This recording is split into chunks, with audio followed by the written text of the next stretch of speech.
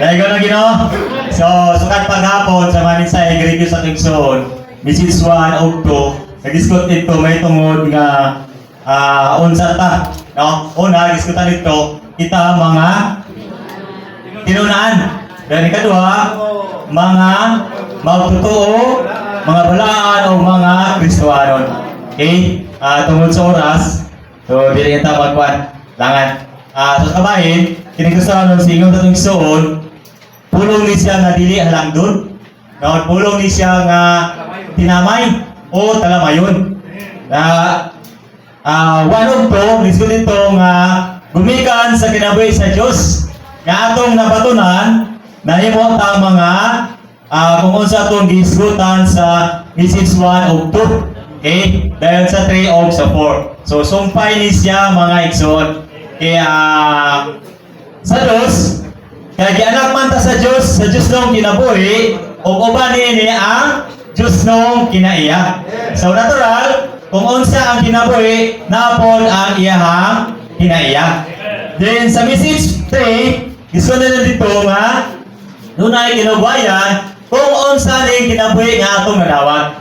So gingon dinhi, kita kadtong mga trigo sa kinabuhi. Nga makapatagbaw, makatilog sa Dios o sa tao. Okay? Doon sunod, gingon dito nga kita sa katong mga asin nga makapatay sa kagaw o makapreserbasan. Then sunod, kita sa katong mga kahayag sa mangit-ngit nga kalibutan. Then ikaw pa, kita katong mga manununod sa Dios. Kaya ang walong to, ipanganak man ta sa Dios. So dili ta mga manununod sumala sa balaod. Kundi manununod ta sumala yun sa kinabuhi.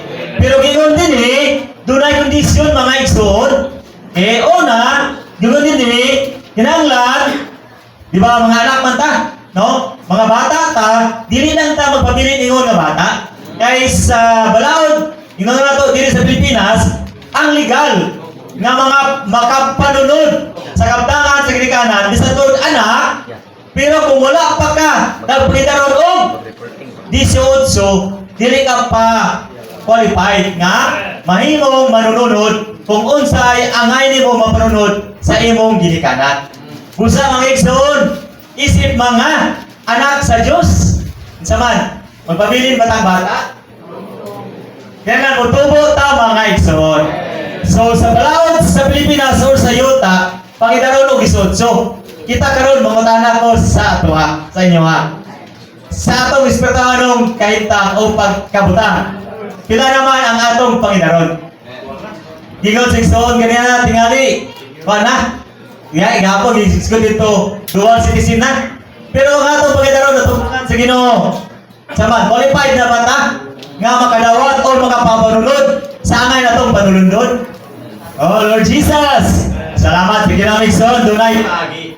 Gingon dinhi, moangin gyud ta no dunay kondisyon sa mga pag-antos.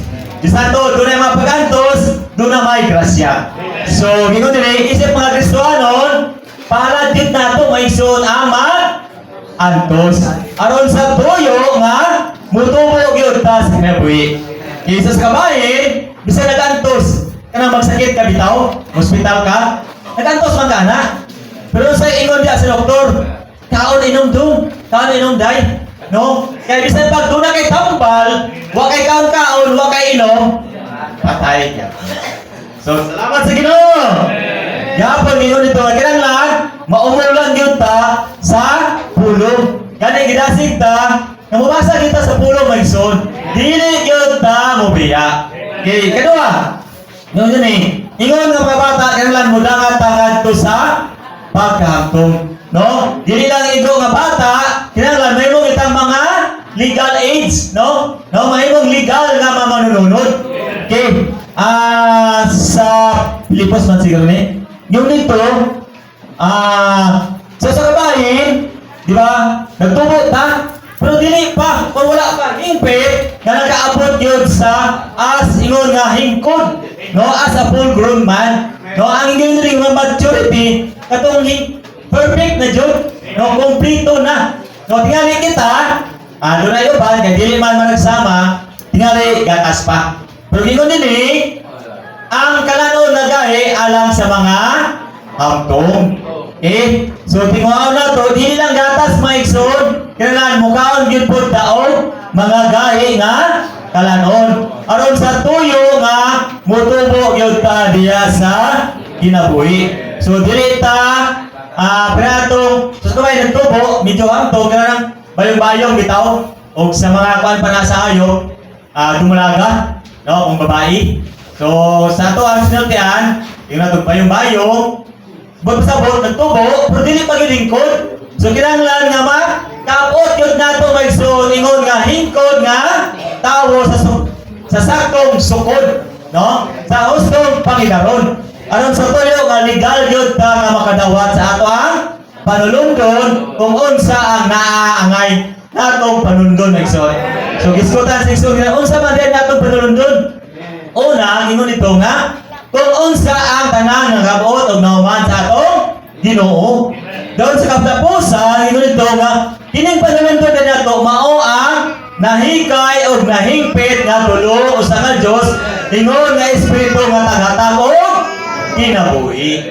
Di maigsoon sa tunguna mga manununod ta sa Dios. Pero sa kabahin di ay kita pod no sa kabahin nga dawat nato kung sa angay nato panulundon. Apan sa kalahian, kita dahil mismo may mo pong panulundon sa Diyos maigsoon. Sama ba ng example, di ba? Sikreto man, no? Nga mubalik ang atong Ginoo. So, dili sa mo kuha atong mga dili halang doon, dili bililon nga mga butang. Iyang kawaton, no mubalik sa ingon nga kawatan, kawaton niya itong mga bililon nga butang. So, meaning kita maigsoon, kung dili pa igo, no, ang mga butang nga ato kay ingon gito na sa pagkakaroon kay dunay may saad, no, nga dunay panalangin nga atong mapanununod. So sa kabahin, ang tulo sa nga Dios, dura na tayo 40s, dura na tayo unang pagtilaw, panahon karon sa grasya, apan sa umaabot sa panahon sa kinrian, mahimo nato to siya atong panulundon, no, isip ingon nga atong ganti mga igsoon. Then hantod nga kining unsa ka atong ipahimuslan gikan sa Ginoo, mahimo po ni siyang iyang panulundon. Salamat sa Ginoo. So dugay-dugang surat igsoon.